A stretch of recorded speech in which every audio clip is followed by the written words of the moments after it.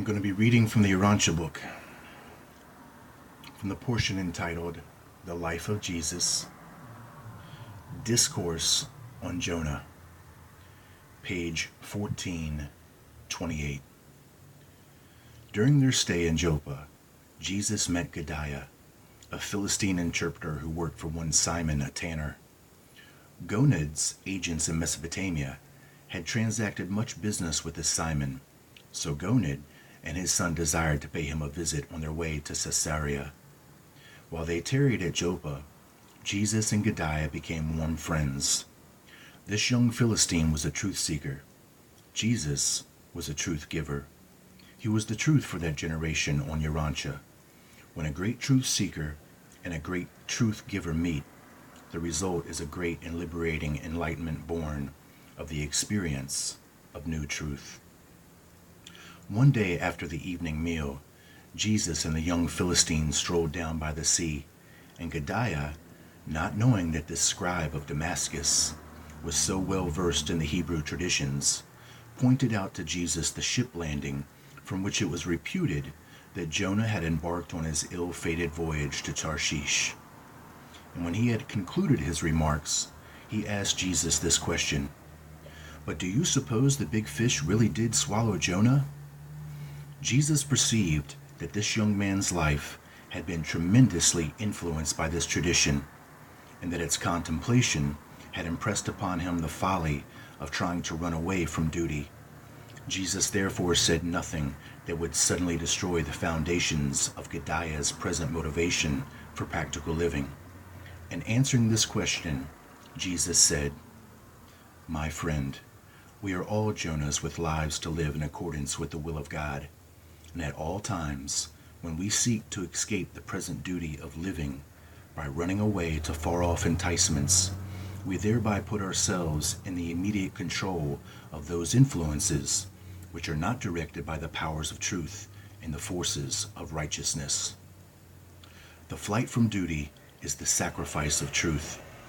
The escape from the service of light and life can only result in those distressing conflicts with the difficult wails of selfishness, which lead eventually to darkness and death, unless such God-forsaking Jonahs shall turn their hearts, even when in the very depths of despair, to seek after God and His goodness. And when such disheartened souls sincerely seek for God, hunger for truth, and thirst for righteousness, there is nothing that can hold them in further captivity. No matter into what great depths they may have fallen, when they seek the light with a whole heart, the Spirit of the Lord God of heaven will deliver them from their captivity. The evil circumstances of life will spew them out upon the dry land of fresh opportunities for renewed service and wiser living." Gadiah was mightily moved by Jesus' teaching, and they talked long into the night by the seaside. And before they went to their lodgings, they prayed together and for each other.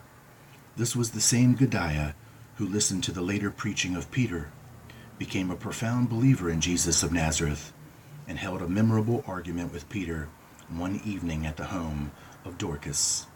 And Gadiah had very much to do with the final decision of Simon, the wealthy leather merchant, to embrace Christianity. Jesus' last visit with Gadiah had to do with the discussion of good and evil. This young Philistine was much troubled by a feeling of injustice because of the presence of evil in the world alongside the good. He said, "How can God, if He is infinitely good, permit us to suffer the sorrows of evil? After all, who creates evil?" It was still believed by many in those days that God creates both good and evil, but Jesus never taught such error. And answering this question, Jesus said, "My brother, God is love, therefore He must be good, and His goodness is so great and real that it cannot contain the small and unreal things of evil. God is so positively good that there is absolutely no place in Him for negative evil. Evil is the immature choosing and the unthinking misstep of those who are resistant to goodness, rejectful of beauty, and disloyal to truth. Evil is only the misadaptation of immaturity or the disruptive and distorting influence of ignorance. Evil is the inevitable darkness which follows upon the heels of the unwise rejection of light. Evil is that which is dark and untrue, and which, when consciously embraced and willfully endorsed, becomes sin.